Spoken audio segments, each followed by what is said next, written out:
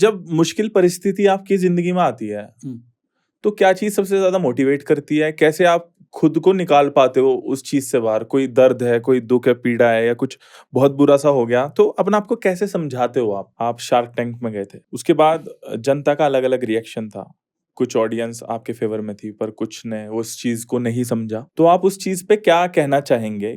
मैं एग्जांपल देना चाहूँगा। ए टू मोटिवेशन एक टाइम पे यूट्यूब की दुनिया में नंबर 1 चैनल था।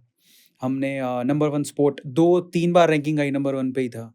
And it's not about that, जो भी पैसा कमाया, जो भी अच्छी चीज़ें जो भी थी एक सर्टेन लेवल तक होती है, पर वो समय एक जैसा नहीं होता, सही बात है। बदलता है। जैसे ए टू मोटिवेशन का भी समय बदला, एक बहुत डाउनफॉल भी देखा हमने। चैनल सबके का साथ ही ऐसा होता है। सबके साथ होता है, बहुत ज़्यादा डाउनफॉल भी देखा हमने। चीज़ें ऐसी लगती थी कि यार शायद अब तो कुछ भी नहीं रहेगा, सब कुछ हाथ से निकल जाएगा। तब मैं अपने आप को एक ही चीज़ समझाता था कि अरविंद, क्या इन चीज़ों ने तुझे बनाया या तूने इन चीज़ों को बनाया? सही बात है। तो इम्पोर्टेंट क्या है?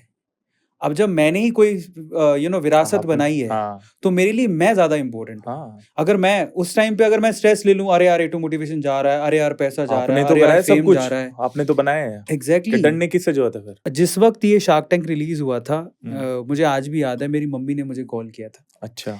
तो देखो उनको समझने का तरीका क्या है। देखो घर वाले ही होते हैं, वो कितना प्यार करते हैं चाहे आप किसी भी कंडीशन में हो। मेरी मम्मी ने मुझे कॉल करके क्या कहा था पता है? मेरा बेटा टीवी पे आ गया। बहुत बड़ी बात है ना? बहुत मेरा मतलब मेरा काका टीवी पे आ गया, हो रहा है तो बड़ी की गाल हो सकती है।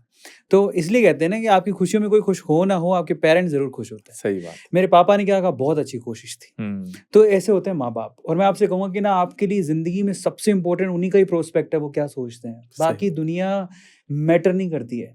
जब मेरी मम्मी ने ऐसा बोला ना, मेरा बेटा टीवी पे आ गया, इट वाज लाइक कोई फर्क नहीं पड़ता मुझे। सही बात। तो वो दिन ही अलग था। अब लोगों के प्रोस्पेक्ट की बात करते हैं, तो जो लोग मतलब उसमें 90% लोग मेरे बारे में नेगेटिव ही बोल रहे थे। देखो, किसी की टांग खींचना, किसी के खिलाफ कमेंट बोलना बड़ा आसान है। मैं आपसे कहता हूँ, आप सिर्फ एक बात सोचते कि ये इंसान, मैंने वहां तक पहुंचने के लिए 2 राउंड क्लियर किए थे।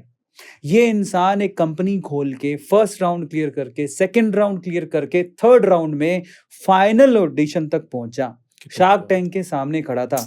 आप बस इतना सोचो कि आपको कितने जन्म लग जाएंगे उस गेट को देखने में। सही बात है। सही। मैं वहां तक पहुंचा। कितनी मेहनत करी आपने यार। Exactly. बिल्कुल जमीन से उठ के और इतने बड़े प्लेटफॉर्म पे जाके खड़े होना। और मैं सिर्फ इतना बोलता हूँ, मैं फिर से कहता हूँ, किसी के लिए अच्छा नहीं कह सकते, किसी के लिए बुरा मत कहो। दूसरा, आप इस चीज को तब समझोगे जब आप मेहनत करके उस गेट को देखोगे।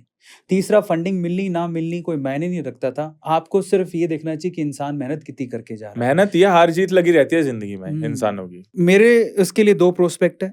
उससे मुझे क्लियर कट समझ में आ गया कि फैमिली फैमिली होती है। सही बात। और दूसरे जो कहते हैं उसके उन शब्द के कितने मायने हैं, वो किस सोच के साथ आगे बढ़ते हैं। मैं आपको एक बहुत क्लियर बात बताता हूँ, मेरी सोशल मीडिया लाइफ की।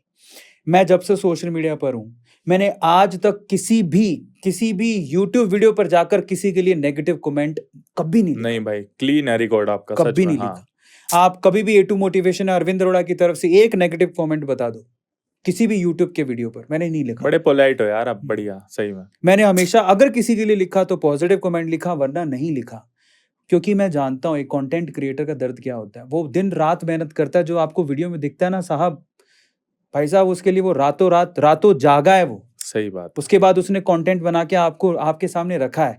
पसंद आया तो अच्छी बात है, प्रेज करो। नहीं आया तो प्लीज कमेंट सेक्शन में कुछ गलत मत लिखो। सही बात। सुझाव दे सकते हो, वो अलग बात है। गलत लिखना कहाँ तक जायज है? और गलत लिखना ही है, नहीं मानोगे तो किसी और को जाके फॉलो करो। मुझे तो फॉलो करने की जरूरत नहीं है जो उल्टी सीधी माँ बहन की गाली देते हैं ऐसे लोग। मैं तो क्लियर कहता हूँ, ना मुझे ऐसे लोगों की जरूरत ऑफलाइन ना ऑनलाइन। जाओ। जय श्री राम। Bye bye.